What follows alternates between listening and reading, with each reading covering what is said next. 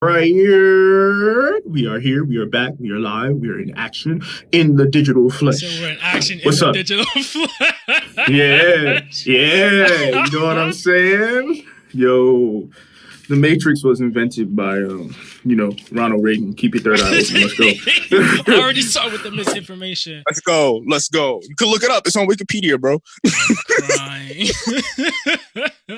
Yo, it's the SBC podcast. Moke, bring in the show. Welcome back. Welcome back. For those of you who may have missed it, for those of you who are coming back and returning home, it's the SBC podcast.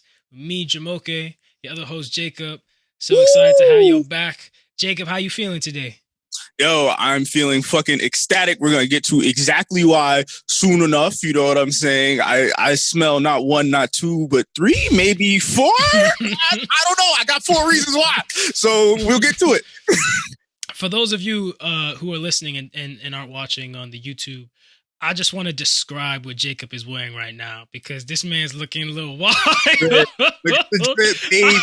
You know what I'm saying? Jacob, we don't got yo, nigga said no cap. I said tree cap. Jacob has 3 different hats on. He has like an One, orange two, beanie. three. A black like pilgrim hat. Yeah, boy. You know what I'm Looking saying? like the Dutch. And put your head down a little bit. And a pink, is that a fedora? Oh no, it's a dad cap. Yeah, you know what I'm saying. You know what I'm saying. Wait for the dance hall single coming summer 2021. Tree cops. got cool cop fire. Got tree cop fire.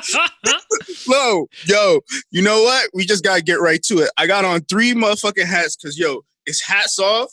Hats motherfucking off to LeBron James. What is you fucking like? Yo, making a Lakers squad be fucking champions. Never did I think there'd be a world where Kyle Kuzma would be an NBA champion, but you know what? He made that boy a star. So shout outs. Hats off, bro. Even though I might wear one of these. Hats fucking off, bro. Nah, big shout out to LeBron. You know, we're big LeBron fans over here. Yeah. And it's just good to see him getting his recognition. I fucking loved that clip. Yeah. When he got his finals MVP award and he was like, the organization wants their respect, our team wants their respect, the coaching staff wants their respect, and I want my damn respect too. I'm like, you better talk your shit, LeBron. Hell yeah. You better talk your shit. I will, he better get his respect both on and off the floor. Like, you know what I'm saying? I feel like this win feels good because like off the court he's also such a force, like in a way where like somebody who's been the face of a sport has never been really. Like Jordan don't give a fuck. That nigga is basically a rich white man. Like he don't care. He really don't care. Like Kobe was just like, yo, I'm about the sport. Like he definitely did good shit, but he was like, yo, I live and breathe basketball. Like I'm a basketball player. Like I don't care about none of this shit. But LeBron, shout outs, man. Like as Knicks fans, we don't have much to root for. So I know, right? And I mean, I always tell folks again, my team, like the team I grew up watching, the team that I love, are the New York Liberty WNBA team. Teresa Weatherspoon, Becky Hammond, like they were that so OG good back squad. in the day. That, Yeah. you know what I'm saying? That's my squad. They did not do well this year, unfortunately. But one of the players who I admire most and love the most, Sue Bird, also won her 4th ring with the Seattle Storm. They destroyed the Aces, I think, in the finals. That last game was like 92-59 or something like that. I didn't see it, but a blowout nonetheless. It was a blowout, yo. And so it's just good, both with Sue Bird, you know. And actually, I want to read off some of these accolades because I don't think people understand how dominant Sue Bird is. She is a 4-time WNBA champion, 11-time WNBA All-Star, you know, 3-time league assist leader. She also plays in the Russian National League and has 5 rings there. Yeah, because you know a lot of times the WNBA season. Because women don't make they have to play in another league. They don't make what they should, right? As professional athletes, as elite professional athletes in this country, because of patriarchy and some bullshit. They often have to play year round and make more money playing in Europe, right? So not only is she, I didn't know that. yeah, and so she's been dominant both in the U.S. but also in Russia. You know what I'm saying? She has like 9 rings between the two leagues, so she's like year round globally dominant. You know what I'm saying? I think how many gold medals does she have? 1, 2, 3, 4 gold medals. You know what I'm saying? So I think it's really beautiful to see her. She's about to be 40. She's about to be 40. She's up there. She's up there in age. Yeah. So to see LeBron, you know, winning his 4th ring in his 30s, his mid 30s, seeing Sue Bird, you know, win her 4th ring when she's about to be 40 is just a really it's nuts. He's basically 42. I mean, he turns 36 in like a month or two, essentially, and still like the most dominant player in the league, right? So it's just a beautiful thing to be able to see people get their recognition and get their roses while they're here, you know? Yeah. It's really beautiful. So shout out LeBron, shout out Sue Bird. And shout outs the whole WNBA, honestly, because they have held it down more than the actual NBA. Like, if you want to talk about the organization of the messaging, right? The consistency of the league, and that's something that they've been doing from jump and honestly from before this season, right? Yeah. WNBA is super organized. And yeah, big shout out to them. Y'all gonna hear me talk about the Teresa Weatherspoon and the New York Liberty so much on this podcast because I tell y'all, like, those of y'all who know me, like, there's no one who I admire and want to be like more than Teresa Weatherspoon. That's amazing. Yo, tell us a little bit why. I just remember growing up, you know, going to see Liberty games when I was like 3 or 4 years old and seeing how much passion she played the game with, right? I think it was one of the earliest examples in my life where I saw someone who really was willing to go out and lay everything on the line, you know? Mm-hmm. And she wasn't the most offensively talented player, and you know, or the tallest player, most athletic, but she had so much heart and was the driving force of that team. And I'll never forget in the finals that they had, I think it was 97, either 97 or 99. I'm forgetting now, but she hit this crazy half court shot in this super hard fought finals game against the Houston Comets. Yeah, I might put a link in the fucking bio description. You can see that. Do that. That's fire. It is the most like magical basketball moment I have ever seen. And I remember just watching that on tape on VHS. My mom had the recording. I'd watched that when we were little. I have a signed jersey of hers that is my prized possession. Did you get to meet her? Yes. For those of you who are watching the video, we're gonna drop some pictures right here in the edit. Drop some pictures right here. That's fire! Wow. I met her multiple times. Last year, she recently got into the Hall of Fame, and I posted something on my Instagram, and I sound so old saying that. I posted something on my Instagram. Once you start saying the Instagram, then it's over. It's over. There's no coming back. You're done. But I posted something, just saying like, "Yo, like, congratulations. This is so deserved. Like, you know, you're such a big influence for me growing up." And she saw it and responded and like reposted on her story. And like that shit was the highlight of my year. That's like, crazy. Wow. If you look at baby pictures and like pictures of me when I was younger, I had braids for a long time until I was 13. And I wanted my hair to look like Teaspoon. Like I really wanted to be her, you know? That's so dope. So shout out to Teresa Weatherspoon. If you ever hear this, I am always just so grateful for the passion that you play the game with and how that translates into like your character as a teammate and as a leader. And I am your biggest fan. I am your biggest fan. On the pod. When you do hit this, come on the pod. We would love to have you. Like, you know what I'm saying? You are New York royalty, so come through. I would actually cry. I'm not going to lie to y'all. I would actually cry. There's no chance I would not cry. No, that would be a big fucking deal. Yo, we're putting it out there right now. Mark this, episode 2, you know what I'm saying? Teaspoon! Come on the pod, Teaspoon! Come through. Yes. We're going to do it. We're also going to get LeBron. I don't know how, but we'll figure it out. We'll figure it out and ask all the spicy questions. Like, But like, I just want to know. Yo, I saw a tweet last night that said J.R. Smith now has as many championships as the New York Knicks as an organization. That's so disrespectful. It is the most depressing statistic. That's so or statistic to ever exist. I was just like, yo, come on, why y'all gotta do this? It's just so unfortunate. Like, I was thinking about this too when the Liberty season was going on. Like, within 6 games, you knew the season was over. It's like, oh, so we not winning.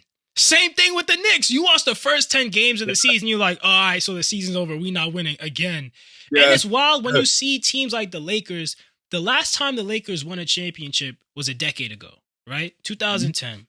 They were trash for about 3 or 4. They're trash for a bunch of years. And now they're back, right? They're back at the mountaintop. They're back at the peak. They've won again. All these teams go through these progressions of being great, then being trash, rebuilding, being great again. The Knicks, never and low-key the Liberty too, right? But specifically the Knicks. Really the Knicks, yes. Have been garbage. The Knicks have been garbage. There's no way around it, bro. For essentially our entire lives. Yeah. Yeah. From the time we're about 3 or 4 to now, the Knicks have been absolutely garbage. Yeah. A fifth of a century. like right. That's just so demoralizing. Like, when are we gonna get our shine? You know what I'm saying? Bro, it's not when are we gonna get our parade?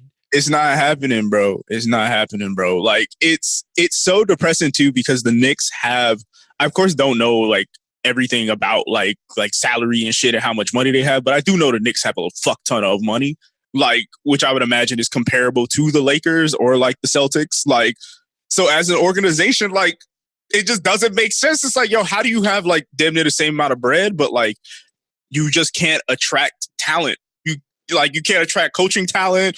You can't attract player talent. You can't attract front office talent. You can't even attract water boy talent. Like, what the fuck? What the fuck? Like, bet the niggas don't even got breaders over there. I bet it's just tap water, my nigga. Like, yo, what the fuck? I'm tight. I'm so tight. I read somewhere that NBA water boys make 50 G's a year, so you might see me. You might see me on the sideline with the Dasani, with the Polish Spring. I'm saying, I think towel boys make more. Really? I think so. I think they might make like 10 racks more. Somebody fact check me on that. I'm not mad at that. You know what I'm saying? I'm not mad at that. I feel like I would scurry the fuck on the floor. Yo, I would clean so fucking fast, bro. Yeah. Like, come on.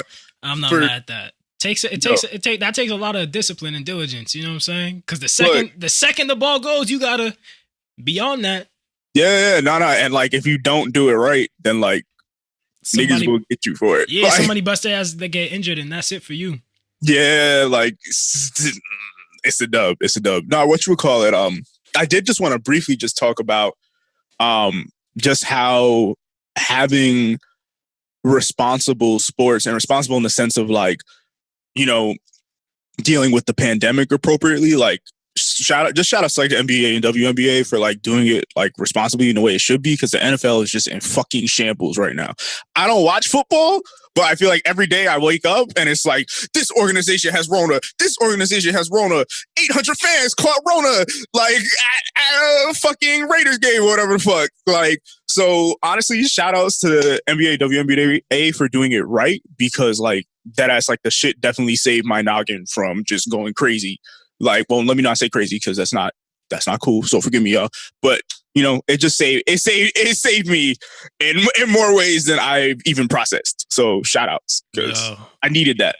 Absolutely. Between The Last Dance and the WNBA and NBA seasons happening at the same time. For those of you who didn't watch, The Last Dance was this documentary about Michael Jordan. You know, the second best greatest player of all time, under LeBron James, but still a very dominant, great player. You know, they did a little some 6 rings in, it's all right. But no, seriously, between that and the WNBA and the NBA, it really brought a lot of like mental ease in like a really stressful time. Especially I think more so with the WNBA. And watching those games, it was like, okay, at least they're corroborating reality, right? Yeah. Like, there's so much, I think, when you go into work or wherever, that's trying to push you beyond the devastation that's happening, right?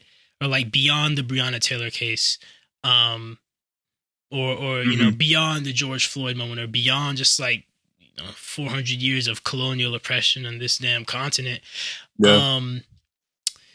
And so it was just, there was something really easing about an environment where you can both play and enjoy something that you love and Mhm. also attend to the emotional reality of what is happening in the world. Yeah. And that kind of segues into what we want to talk about today, right? Thinking about mental health, thinking about how we've been holding up. Let me just say one thing though. Us downplaying Michael Jordan just now means that like if and when we ever meet him, you know what he's gonna say. This nigga's gonna be like, and that's when I knew it was personal.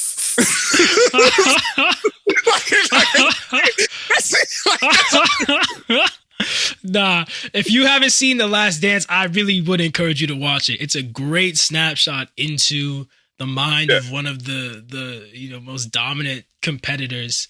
And you'll understand a lot more memes if you do. So like, yeah. But no, keep going because you're 100% right. This is the perfect segue. So my bad for interrupting. Nah, not at all. And I mean, I think even connecting it like in The Last Dance, right? Something that I think a scene that really that I connected with in a way that I didn't expect was the scene where after his father was killed and he won that like third or fourth championship. I don't remember which one it was, but you just see him breaking down. Just see him like openly weeping in the locker room. And you know, I was looking at that and part of me was like just really, distraught for him in that moment. And the other part was like, wow, like I don't know the last time I've seen a black man crying on TV. Yeah. You know, and just like openly expressing that level of pain. Mm-hmm. And it makes me think just a lot about mental health, about like notions specifically with like depictions of masculinity or expectations of like hyper masculinity. It makes me just think a lot about like the significance of that, right? And being willing to publicly express grief.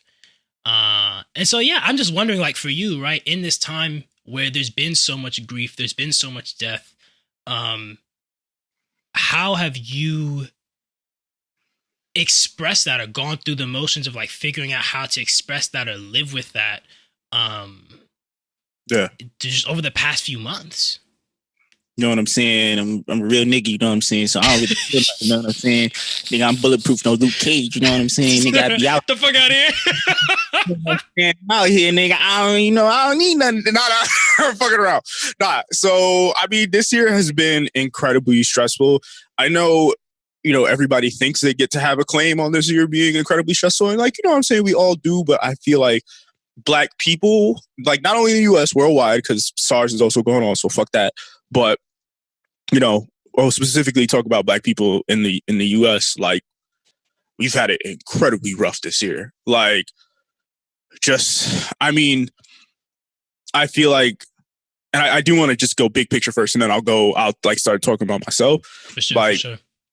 I just feel like, there was a lot of talk at the beginning of this pandemic of being like, it's going to be the great equalizer because anybody could get COVID, which is super true. Like it's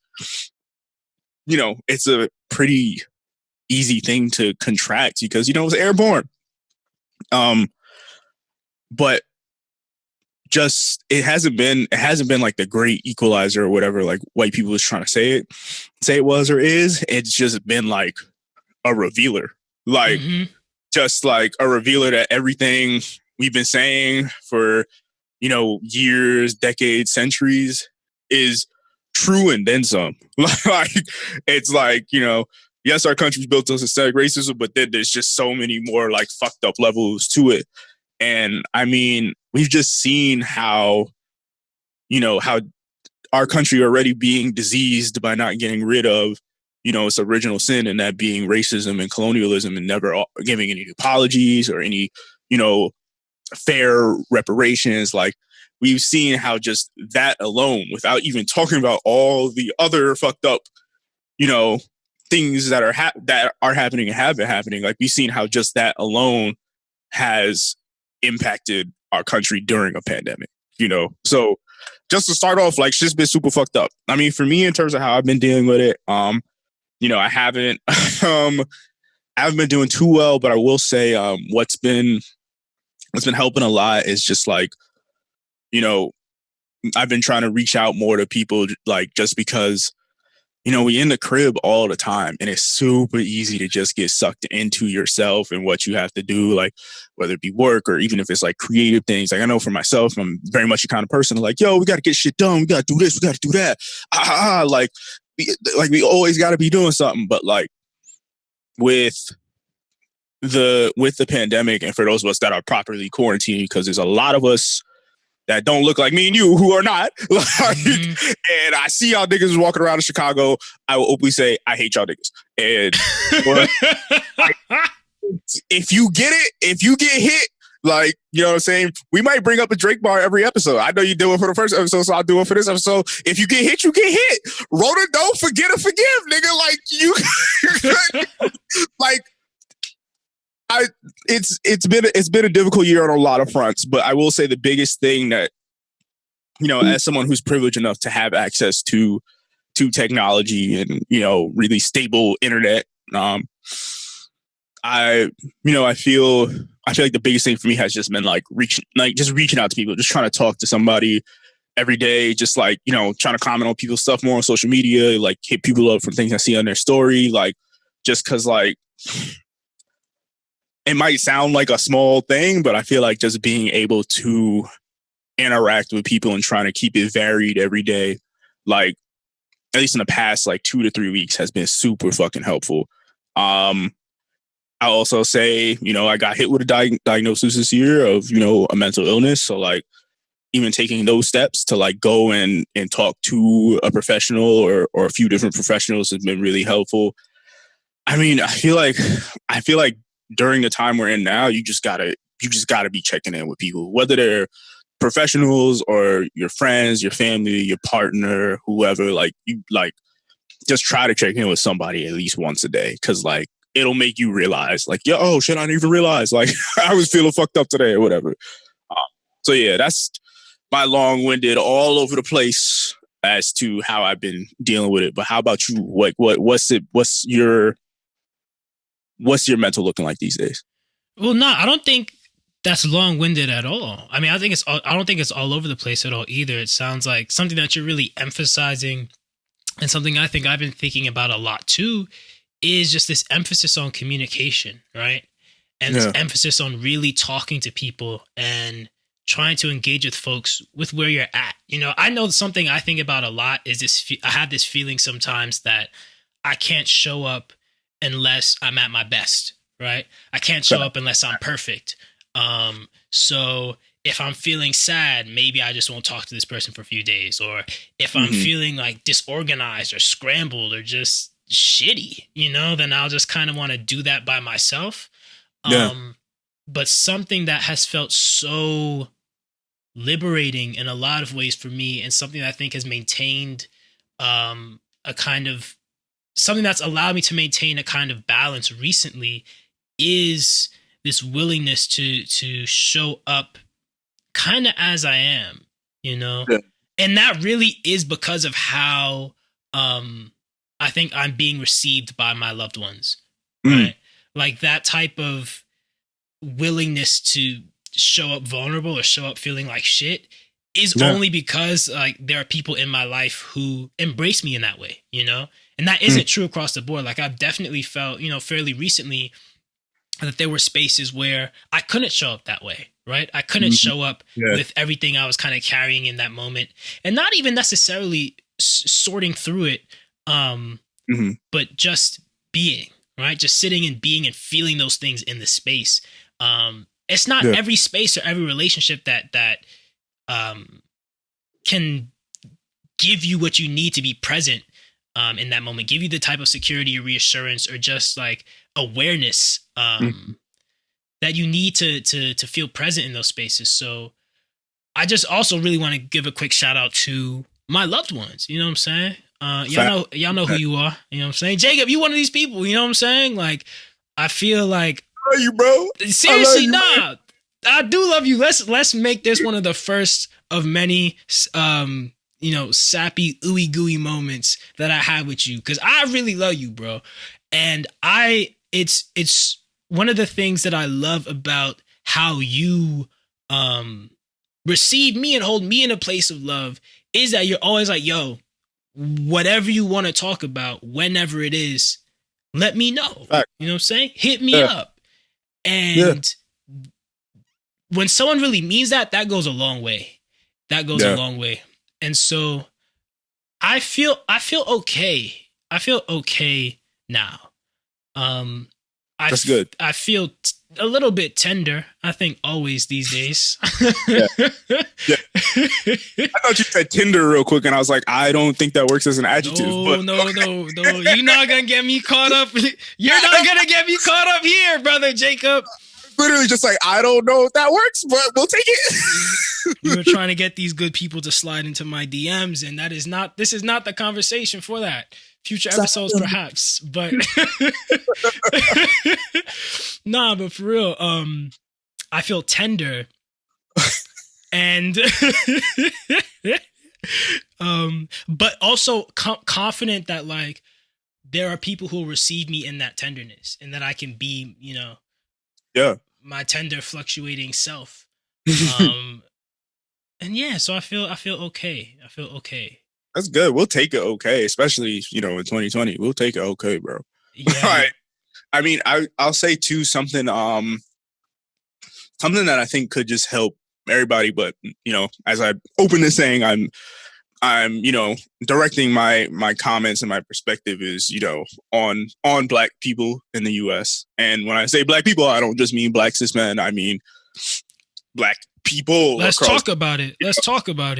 Yeah, across the gender spectrum, across class, faiths, whatever.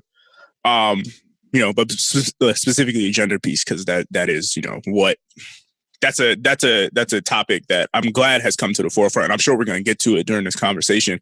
But what I was gonna say is I feel like something to keep in mind, and I've only really started doing this like the past almost week of not paying attention to like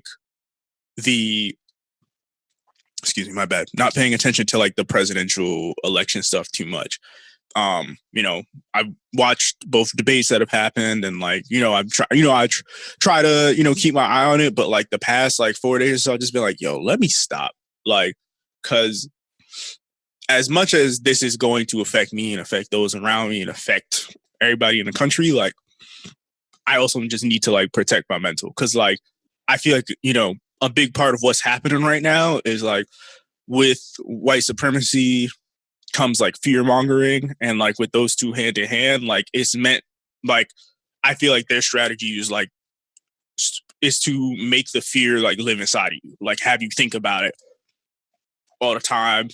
Be like, man, well, what if this happens, and what if he does this, and what if they do that, and if this person does that, and and I feel like not reading it for like the past 4 or 5 days like has really just helped hella, because I feel like a big piece of American culture is white supremacy, of course, but I feel like what comes with that is this constant, I don't want to necessarily say fake, but I will say overhyped sense and desire for security, to the point where you're like, well, this person must be, like we're to the point where like you're walking in the street just like, looking at everybody as a potential threat.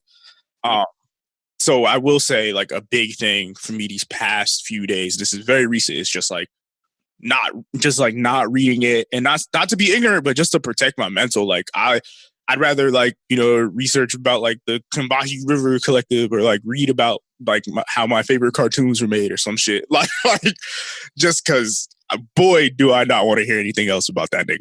Yeah, no, that's real. And I'm glad you actually brought up the Combahee River Collective, because something that has also helped me feel balanced in terms of my mental health has been like tapping in like with specific people, specific thinkers, specifically like the literature and political theory of Black feminists and Black womanists.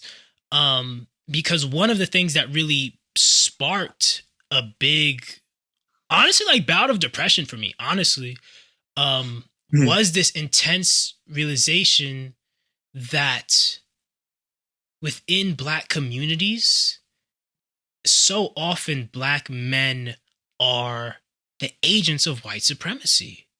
You know, you gotta unpack that one. And I'm gonna get into that because I feel like people like, hear that and get defensive. That's all I was gonna say. Yeah, no, for sure, and it's, I'll say it like this, right? When we're looking at, for example, the statistics around Black trans women who are murdered, right?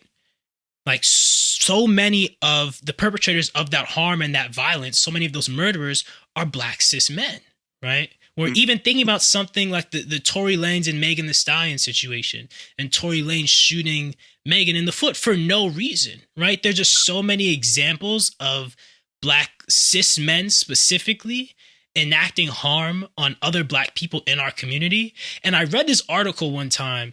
I think it was in The Root. I can't remember. I'll try and find it and add it to the show notes for y'all. Yeah. But the title was, Black men are the white people of Black people. Like, within our communities, you know what I'm saying? We often act to each other, and by each other I mean other Black people, the way white folks act to us in terms of our proximity to power and violence and how we maintain it. And so something that was really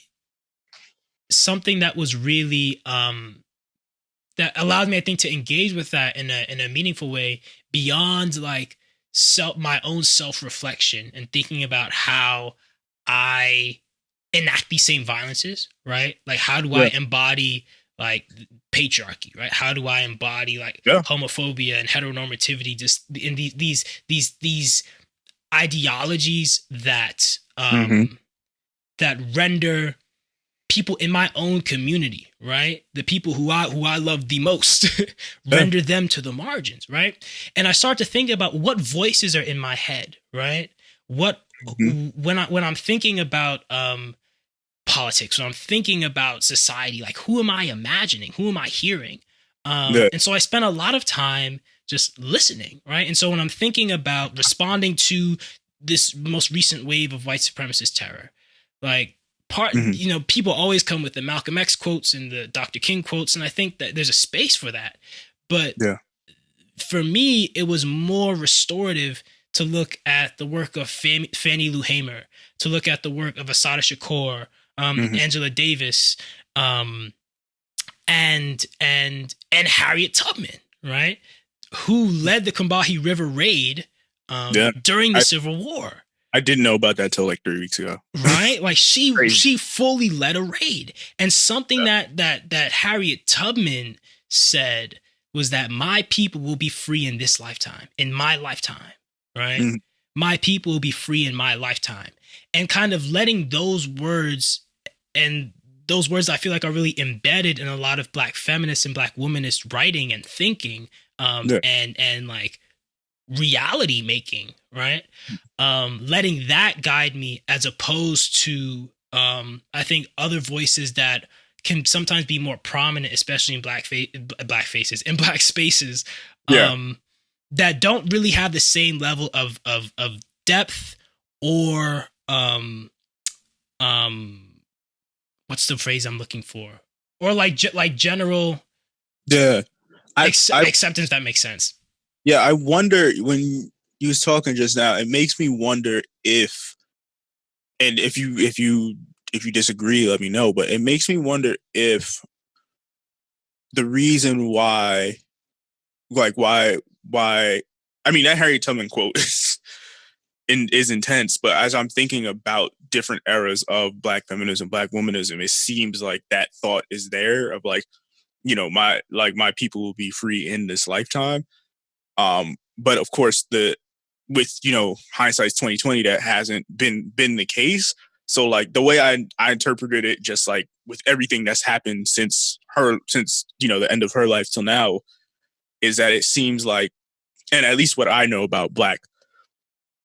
Sorry, I drank OJ and now I'm OD burpy. But like, from what I know about like black feminine, like different eras of black feminism, is just that the idea of like my people be free in my lifetime. I think what they've been successful doing is that like my people be like as free as possible, like in this lifetime. Because like reading like someone like Bell Hooks's work, like I'm like, wow, this is liberating to read, like for the mind.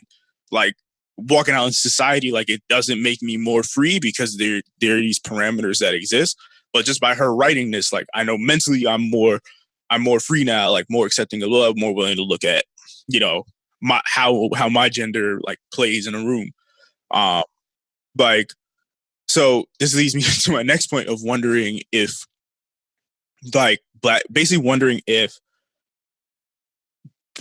black women always like are always told to like uphold the community or do things for the community, like whereas black men can like not really have to do anything for the community. Like we could be like, nah, fuck it, I gotta get mine, blah blah blah blah blah blah blah blah, and like people would be like, okay, we get it because you're a male and gender dynamics say you can do whatever you want and like have more autonomy. But for like black women, it seems to me like as a community, we like will just put them in a box of being like, yeah, you could be successful, but like, did you do this? Did you do that? Like, it just seems like there's way more marks like black women have to hit, like even with the success. Yeah, no, for sure. I think that's accurate. I think that we often we don't talk enough about how like black men reap the benefits of like the social and political labor that black women do, right, in our communities. And I think again that is just because of patriarchy and this idea, like this fiction, right, this fiction that men are more valuable in society, which is not true, right? So yeah, but I also want to be clear that like, because I really hate this phrase I see a lot on the internet, like, oh yeah, black women are gonna save us, black women are gonna save us, as if that's a responsibility. I think this kind of ties into what you're saying, right? This expectation that like this labor is here for us to be saved, like it is our salvation. Yeah, I mean it's the thing you see with like older black rap artists trying to say some shit like, I don't see why Meg Thee Stallion, you see the girls, and Flo Milli be talking about popping pussy, you know, sucking dick. That's definitely sounding fucking corny. They should be talking freedom and liberation, you know what I'm saying? And it's like fucking Too Short, who like recorded Blow the Whistle, which is all about sucking his dick, like, you know what I'm saying? Or like it like raises the question too of like, well, why aren't you saying this about the baby? Like him and Meg Thee Stallion rap about the same shit. I mean, I think she does it better because she has more than one flow, but that's a different conversation. For sure.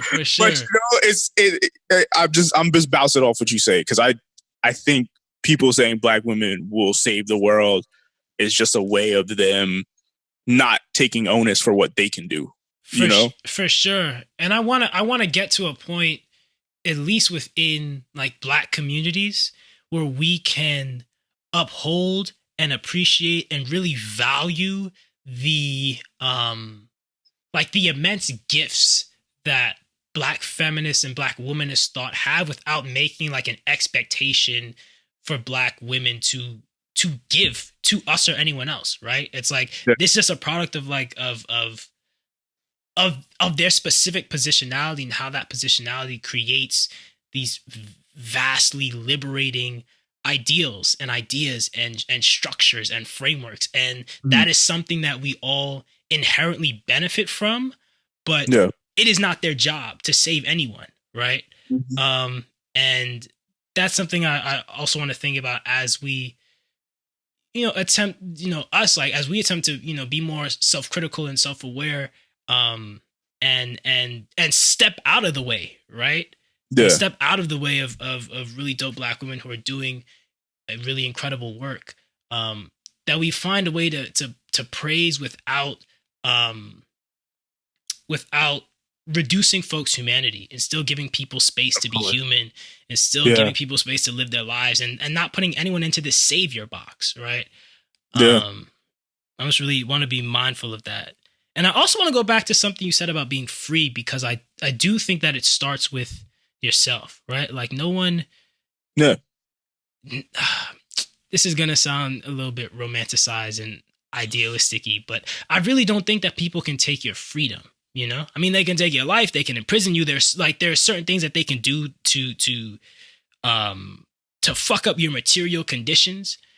But the idea that white people or any other people, right, have the capacity to unmake us, right, to make us less human, to make us less free, is a myth, right? No one has the power to do that. They can create all these structures and institutions and languages to try and do so, but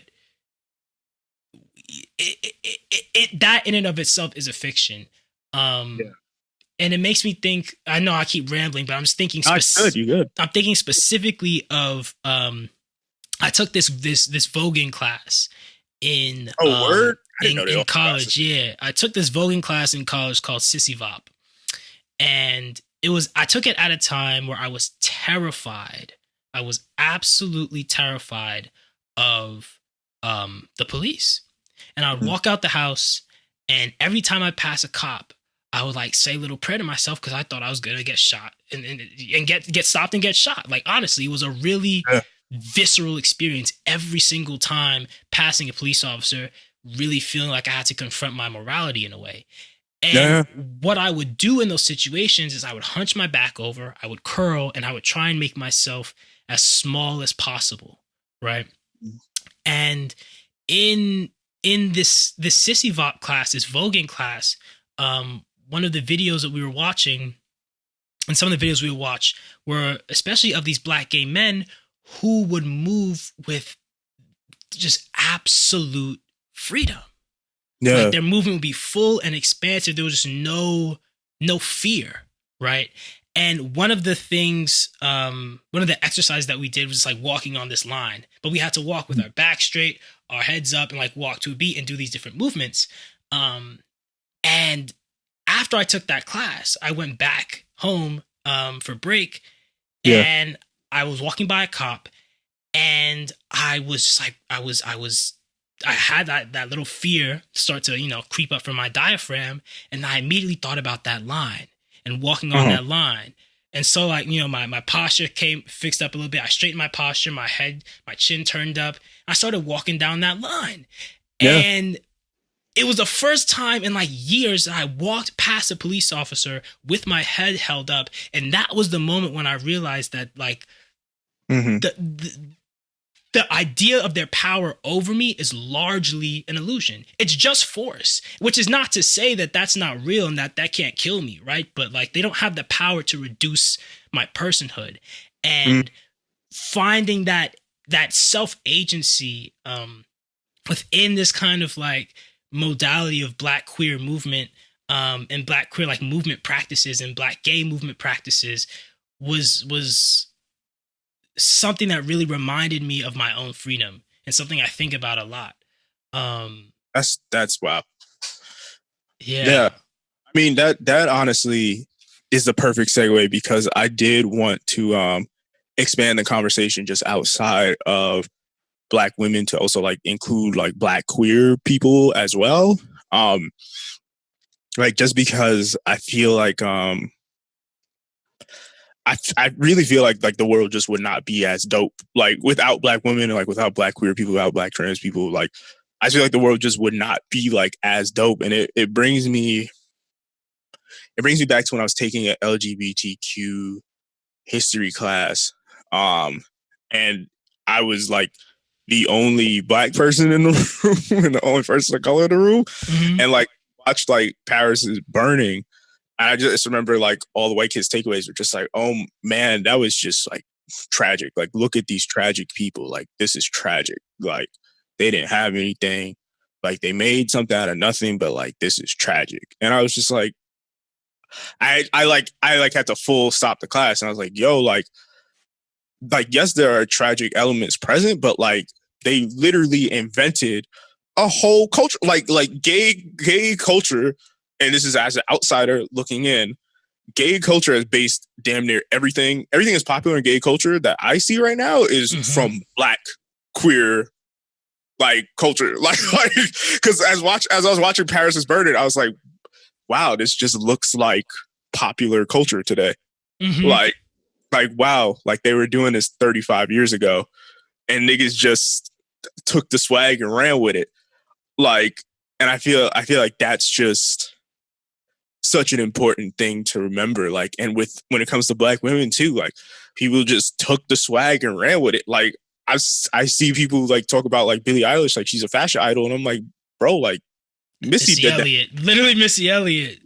Like, yo, like Missy did that. Like MC Light was out here looking fly as fuck. Like, you know what I'm saying? Like I'm getting Queen Latifah vibes too from the oversized like jackets and jeans and shit. Like I'm like, bro, like you literally like you just biting niggas swag. Like, so I think like as we like talk about like black women and Black queer people, like we also just got to remember that, like, because I feel like since as Black cis men we get put at the forefront, but it's like nah, like in my mind I'm like they are the ones who have always been pushing the envelope, and then niggas come even in the Black community like we'll come and take the shit as like Black cis men like years later, not as late as white people will, but like I mean even like with like fashion and shit, and like Young Thug and Jada Smith like getting like props for like wearing like dresses and skirts or like more femme clothing as like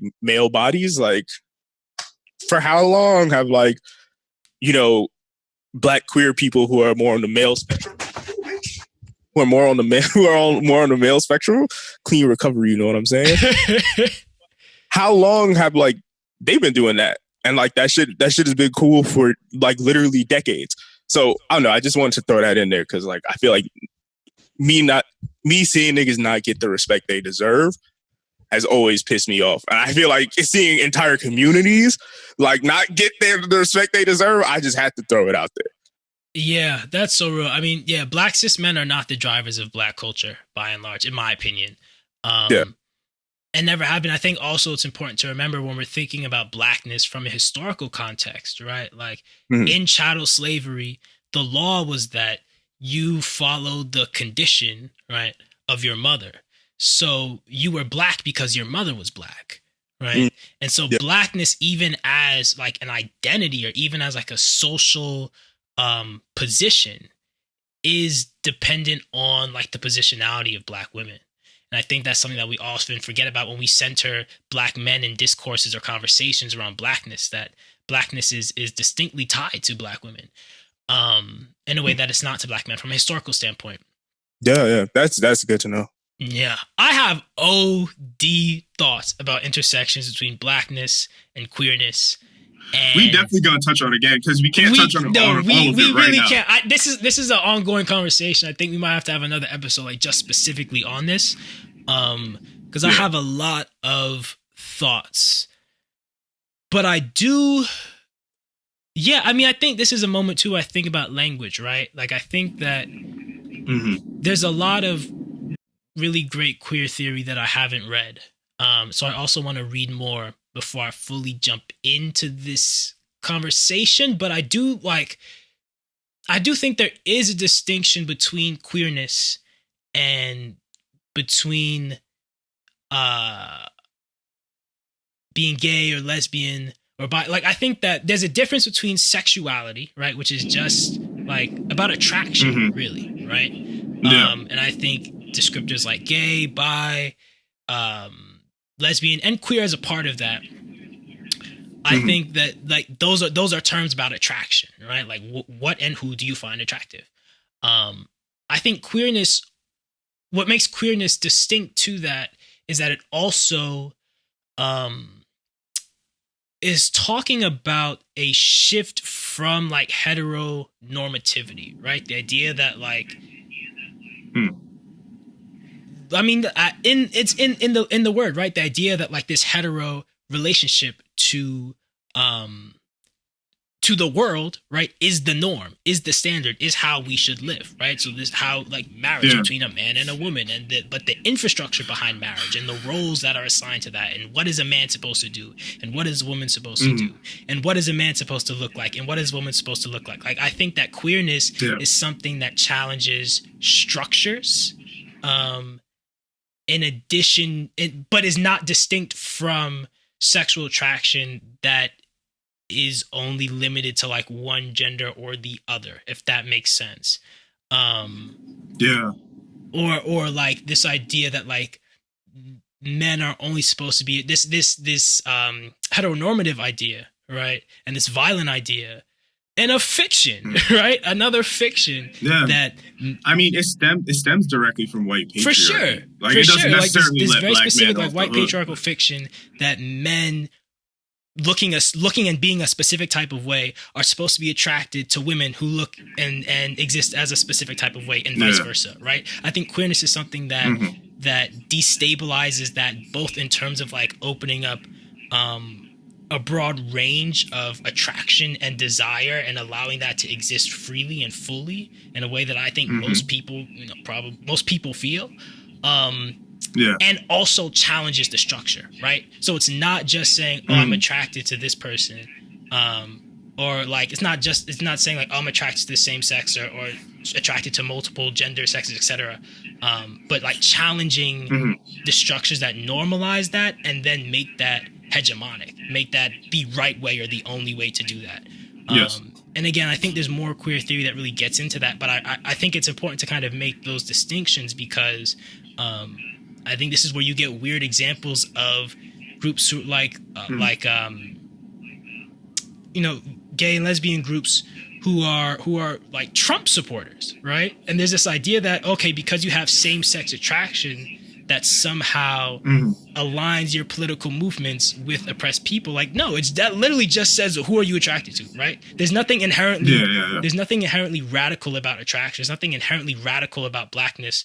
I think that I would push you there because I feel like there is something just with us having norms set up that are so like the rules are hard and fast, that if you have an identifier that falls outside of the norm, that like you're already existing. I've always believed that if you have one like an identifier or two or a few that exist outside of what's considered the norm, or who gets to have the most privilege in the US, that like you're living in a body of protest. For sure. Your identity is inherently politicized, absolutely.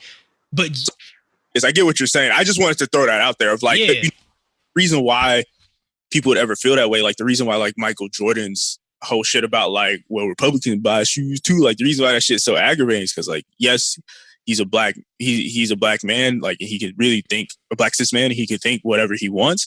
But it's also like you exist in this, you existing in this body, like, you do, like, you are a threat to a lot of people, like existing in a black cis male body. So like, how could you say that? I don't know if that's making sense. But. No, for sure. I definitely think that like in a society where same sex and same gender attraction and desire and love is like demonized, that is an inherently politicized identity, in the same way that like in an anti-black world, right, blackness is an inherently politicized identity, but that doesn't mean that it's inherently revolutionary, right? Like someone like Daniel Cameron, who's the attorney general in Kentucky, what Kentucky right now? Was that where? I think so. Where the Breonna is it Kentucky where the Breonna Taylor case is happening? I think it is. He's the attorney general, right? He's a black man. Him being black in the attorney general position is not good for all black people, right? And you can look at how he's engaging with the Breonna Taylor case right now and how he's so insistent on denying that family justice, and he's so insistent on upholding the structures of white supremacy. It's like, just because he's black, he can still uphold this shit. I think that's the example I was trying to make, with gay and lesbian Trump supporters. It's like you're still upholding the structural violence. So like your attraction, your same-sex attraction doesn't negate that. In the same way that Daniel Cameron's blackness doesn't negate the fact that he is acting as an active agent of white supremacy. I think I think those are things that like Blackness and queerness really challenge. Like they challenge structural violence, and they challenge these confining structures. And I think that I agree. in many ways they're super interconnected. But that's I think that distinctions that are made between Blackness and queerness are often somewhat arbitrary, right? Like if we look at Black culture, so much of Black culture is tied to both existing with outside of those margins, but also specifically thinking about how, even in like thinking about ballroom culture, right? And how much Black trans folks impact like popular Black culture, right? Like there's nothing Black that doesn't have its connections or ties to some queer shit, some gay shit, some lesbian shit. You know what I'm saying? Like it there's no disconnection there. So I also don't like when people try and talk about gayness, or lesbian folks or bi folks, just, anyone on like a sexual spectrum, and Blackness as if those are two distinct things. I see that a lot in like large rhetoric. Yeah, it's also just funny to see too how masculinity in general is like very homoerotic. Cause like I remember when I went back to private school and I was just like, damn, like white boys, like, yo, I don't know, bro, y'all. Just like, yo, like I remember asking one day, like, yo, straight up, like, yo, are y'all gay? Like, I just want to know, like, that, like, yo, I hope I'm not being disrespectful. Like, it's really none of my business, but I just want to know because, like, y'all be doing a lot. Like, I just want to know. And they're just like, nah, bro, like, yo, this is how you be a man. Like, you go around, like, snapping people with towels on their ass cheeks and shit. I was just like, okay, sure. You know what I'm saying? I say all this to say, like, to give a dig at like cis white males, because I'll always do that. Like, it goes by where I don't do that, but I will continue to dog them niggas for the rest of my life. Shout outs. But also just to say that, like, in terms of like Black culture and masculinity, and like how like homoerotic it is, particularly in terms of like rap music, because that's like our popular genre. Like it's the jazz of our day, if you will. Like, even like growing up at like shit, like, like when Fitty was real big when we were kids, I mean, he was straight up homophobic, but also like, like looking at his videos in hindsight, you're like this is like you're openly homophobic, but also like your videos are also like super homoerotic. Like, so yo. Weird relationship between like masculinity and what a man's supposed to be, and like homoeroticism, and like it's just I don't have my thoughts fully formed. Basically, I'm just saying I know it exists, and I've always just been like, I wonder why that is.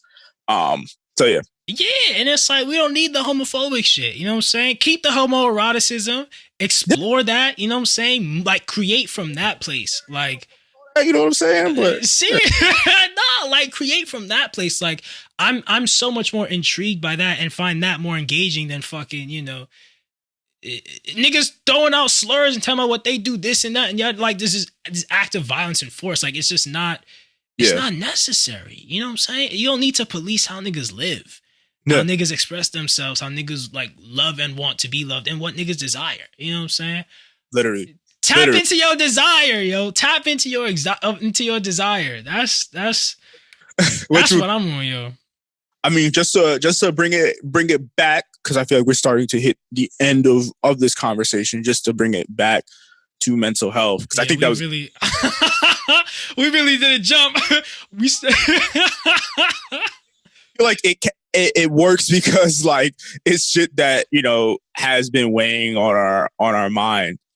We didn't go into this today. Planning this episode, we did not go into it thinking we would have big picture macro discourse about like Blackness and the state of it, but I think the fact that we talked about it so much just shows that it is on our mind, and that like if you are Black, wherever you are in your journey in terms of awareness about other identifiers that intermingle with being Black, like Black people are on your mind.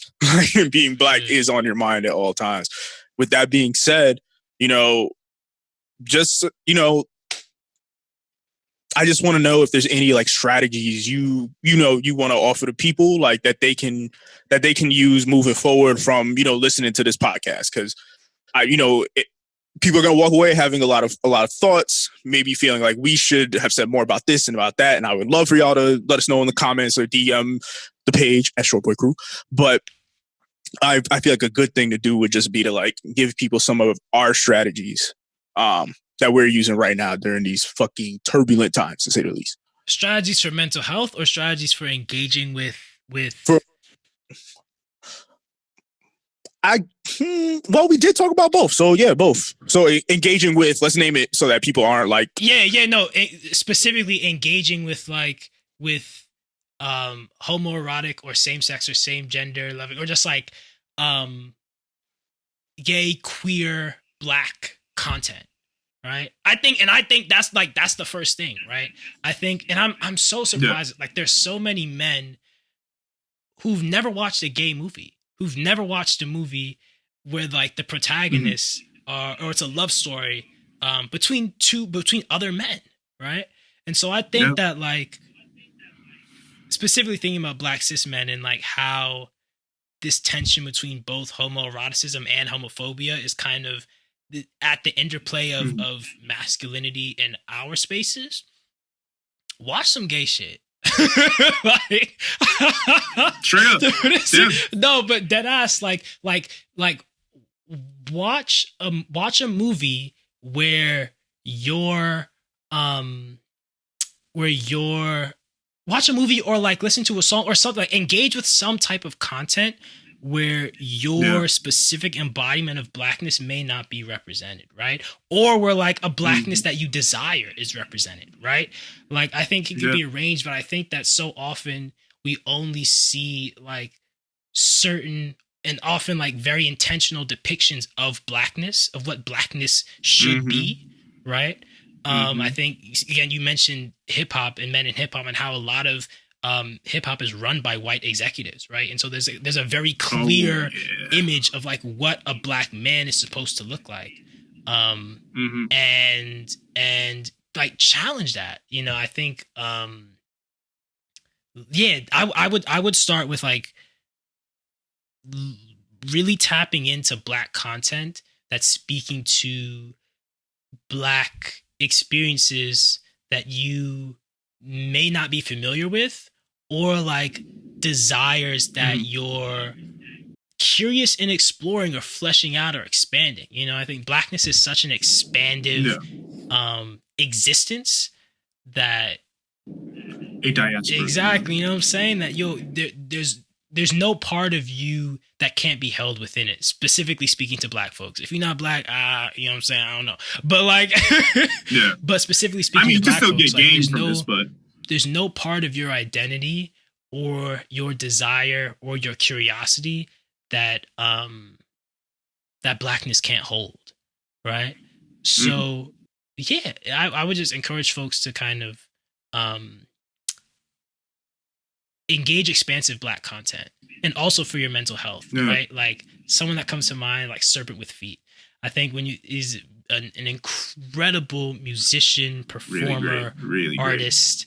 And a lot of his aesthetics, especially early on in his career, maybe don't look like what you'd think of when you imagine Black, right? Or imagine like a Black male singer, Black cis male singer. Tap in with his music. How does it make you feel? Why do you feel that way? Like what comes up for you? And I think in general, with mental health also, and also with like interrogating expansiveness and within Blackness, I really encourage folks everywhere to interrogate and lean into your desires, right? I think our society teaches us, our society and the ways that intersects with these violent ideologies of like how we should be, right? I think there's a lot of fear that is generated around like what we desire, how we want to look, how we want to present, how we want to interact, how we want to have sex, like all these different things, right? And I would say to like sit with yourself, be honest and excited about like what it is that you desire, like across any spectrums that we've discussed, and lean into that. You know what I'm saying? Lean into that. That's great. Yeah, that's my rare prescriptive advice. You keep saying desires, and I just keep hearing Drake in my head. Fire desire. Bro, I was listening to Views the other day, and I was like, honestly, I kind of like this album, but that's a whole other thing. It's off the latest shit, the whack one. Because you had desires. Oh no, I hate that song. That shit is wild. Like, because the one from Views was playing in my head at first, and then just like the whack one creeped up, and now he's just in my head, just like 2C sliding. Because you got desire, and I'm like, stop it. I want this. You never came to South Street Seaport. Get out of here. No, what you call it? Yeah, I co-sign. I co-sign your advice. I think it's really sound, really solid advice. Like, I would recommend that people honestly just like start living with music from like Black queer artists. Like, and I think, like listen to the storytelling, like hearing different pronouns that aren't like, heteronormative might be jarring at first. Like, it was a big deal for for Frank Ocean to say he on his first album, like when he was talking about love, and everybody bugged the fuck out. It was like, but like, I feel like that, even if we're just taking one example, one artist, like having Channel, I can tell you where exactly I was, the shitty sound system I listened to Channel Orange on, like the moment it dropped. Like, I was up at midnight, like so excited to hear it. Like, I bought the shit on iTunes. Like, that's how long ago the shit was. But like, I remember just even hearing a Black, like cis male body, like say him and say he and be like, this was somebody I loved, and like it's essentially just a really great breakup song. But I was like, wow, like I've just never heard this, and like that for me was like the gateway of like just opening my mind to just like listen to like people's experiences, like, and to not expect someone is talking about their partner or whoever they're romantically involved with for them to say the opposite pronoun on the binary, or to even say a binary pronoun at all. So yeah, I would really just recommend like just listening to music, because music's like something you live with, like you can take it anywhere. You can pretty much listen to music any time of the day.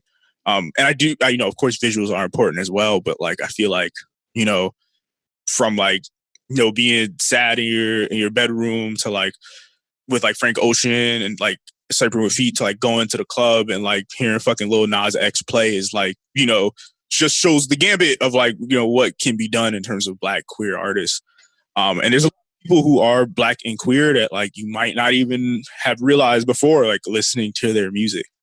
Frank be giving niggas bars, yo. Look, I'm gonna just leave it at this. My guy, Pretty Like a Girl, and he got fight stories to tell. I see on both sides like Chanel. Hey, listen, if you know, you know. You know what I'm saying? Yeah, he's so fire. We could do a whole episode just on Frank. But my mental health advice would be, like I said, definitely talk to niggas. I feel like you're physically able to exercise, do whatever you can, like, because, for those of us that are physically able to move about in the world, without like any aggravation to our body, we're moving way less. Like, and that shit, like, just it can literally weigh you down by like gaining more weight, but also like it just like can just make you feel more tired, since like, we're not walking around as much, we're not going to as many places, like just, like stay, like for real, like stay movie, y'all. And, watch what you eat, because they are trying to kill us, like straight up, like they really are. If you've ever been in the hood and you've been at one of those intersections where it's like McDonald's, KFC, Popeyes, and like the bodega, like if you've ever been in the square of death, like, they don't care about us. So make sure y'all are eating okay too, straight up, because, we're going to need every single one of us to make it out of 2020, because we deserve it and then some. with that being said, we're now going to do a hard left. Talk about it's a pillow. It's a pet. It's a pillow. Let's Oh, go. crying, yo. Let's go, bro. So yeah, we were like when we were, figuring out what we were gonna talk about today. I don't know. I think it was Zoo Pals that I was singing. Do you remember the jingle? I remember the jingle. I remember quack. Nah, quack, it was Zoo Pals. oink, oink, Zoo Pals. Ribbit, Zoo Ribbit, Pals. Zoo Pals. Quack, quack, Zoo Pals. Zoo Pals. Zoo Pals make eating fun. Eating fun. Yo, shout outs. Jingles are just not the same as they used to be. They're you know not what I'm the saying? same. Look, that's the only thing I want from old America. Our jingles. That's it. Hold everything else. Give me the jingles. Those fucking commercials that used to come on like Nickelodeon and Cartoon Network where they're trying to sell you toys and shit were the most efficient marketing. Like, what was it? Like Moon Sand, my nigga? You remember Moon Sand? I was telling you before the show, one of my cousins had moon sand, and that shit lost all the moon in its sand after the second time playing with it, bro. Like, the shit was just like, for those of y'all that don't know, it was supposed to be like Play-Doh, but sand. That shit just became sand after the third time using it. It looked like the most miraculous. It looked like a miracle. It looked like a vision. Vision from heaven. For all of 30 minutes. For all of 30 minutes. Don't shut up my Moon Sand dream, bro. There's a version of me in some alternate universe, 8 years old, out in Prospect Park with Moon Sand, just building something. Building a little spaceship of moon sand. I will say, building sandcastles is OD fun. Like once a vaccine, a proper one is out, like you gotta go to the beach and make some sandcastles. Like, because that's all moon sand is just like emulating wet sand. True, but not sticky. What are other ones? Do you remember any other ones? You talking about advertising in general just reminded me of like, I don't know if you remember like the Hot Wheels ads, just Hot like Wheels, how fucking bro, that shit was so fucking nuts because like I remember there was one I got for Christmas and I wanted the shit so bad because like in the commercial it like had like a volcano thing and like it like the snake bites at the cars as they go down. So it was like two racing down the track and like in my like 4-year-old mind or whatever I was like, it's gonna look exactly like this because I didn't understand that they animated the commercial. So I was like, it's gonna look exactly like this. And then I got it and like I opened the box. I was like, the fuck do you mean I have to build it? Like so then I did that. I built it, and then the shit just wasn't like. I was like, where's the flames and shit? I'm crying, yo. Bruh. So that's what comes to mind for me. It's just being like, damn, the snake isn't real. Bruh. Yo, my mom used to braid my hair, or one of my moms used to braid my hair late at night. You know what I'm saying? I'm talking 1, 2, because it would take a long time. I had long ass hair. And anybody who's been up late night with them fucking, telemarketing, when it hits a certain point at night where it's just like telemarketing, albums and CDs. Infomercials. Thank you. Same formula. It hits around 2:30. You know what I'm saying? That part of night where you're kind of zoning out and it's elastic and it's just like a dark overcast and it's just one eternal presence and you just hear it coming from the TV. Have I told you lately that I love you? This nigga was on every night. Have I told you lately? I used to be so upset.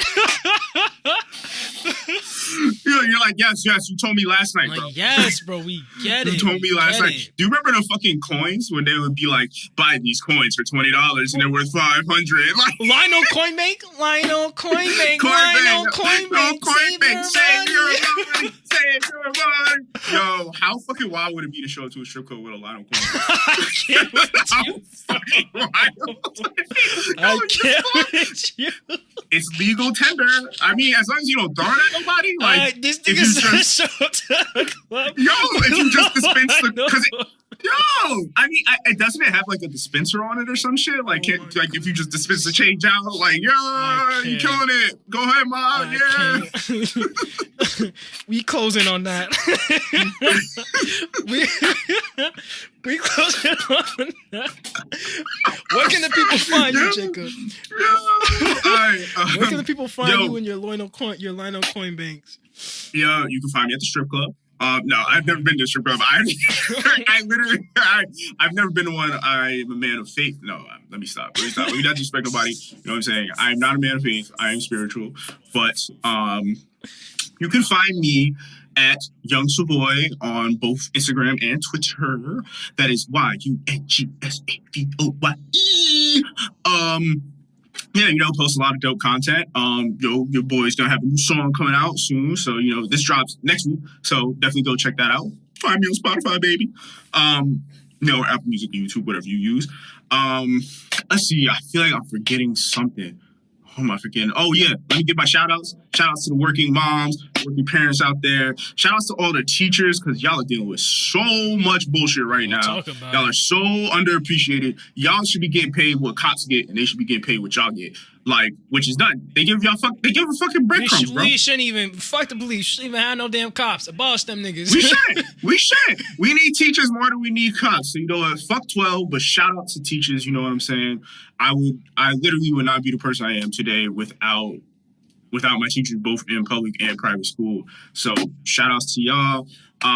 Shout out to my mommy. I love you. And, shout outs to, you know what I'm saying? There's a, often forgot about part of our demographic. You know what I'm saying? Brooklyn makes the best of them, not the worst of them. Truly, the NBA, the FIFA, the NFL, the NHL, for my white listeners who don't know what other sports I just mentioned, of the game itself, the scammers. Shout outs to y'all niggas. You know what I'm saying? Shout outs. I got this week's social, you know what I'm saying? 212-33-4445. What's up? You know what I'm saying? Run it up. I'm out. Jumoke, tell them where they can find you, bro. Yo, one day you gonna say a real number? It's gonna be a lawsuit for us. But anybody can type in random numbers. Oh my goodness. Listen again, my name is Jumoke. That's Jumoke.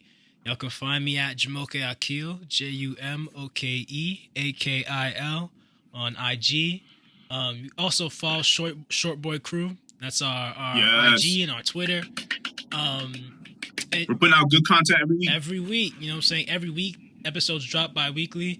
And I want to give a shout out, to everyone who tapped into our first episode. You know what I'm saying? We really appreciate y'all. We love y'all. Really appreciate y'all for tuning in and sharing the pod. And, share with a friend. Listen and share with a friend and someone who you think would really value and appreciate the conversation. And also shout out to any family member who's ever made me candy yams. Like, y'all have saved my life. like that's a real specific. Have I told you lately how much Dead eyes, yo. Dead eyes. Y'all the real MVPs. And yeah, again, this is an open dialogue. You know what I'm saying? So yeah, Jacob and I, we get up on here, we talk, we have ideas. We also love to hear from y'all. So, slide into the DMs. Let us know what we got right and what we got wrong. Most importantly, what we got wrong. For sure. Open. We love critique. So if we said some shit that was misphrased, some shit that we could improve on, let us know. We're here to learn and grow, and think critically with y'all. So that means getting pushed. Yeah. And sometimes being said, hey, no, y'all niggas didn't get that right. So open to any criticism. For real. Yeah. I think the way to close out is to also let y'all know that, Short Boy Crew is a podcast, but also we got to make it known early on, that it is really a crew. You know what I'm saying? We be out here thugging it out, and anywhere we could go that people under 5'10" are allowed to be, you know what I'm saying? You'll find us, you know what I'm saying? In Target, looking for step stools, you know what I'm saying? In the infant section, looking for beds, you know what I'm saying? We out here. So shout outs to our other two members, Milo Dijon. Oh, I don't remember his middle name. Don't say his middle name. He gonna get tight. Milo Dijon Mustard Hume and Bisa Dia McDuffie Thurman. Shout outs to the boys. We love y'all. That's episode 2. Bye.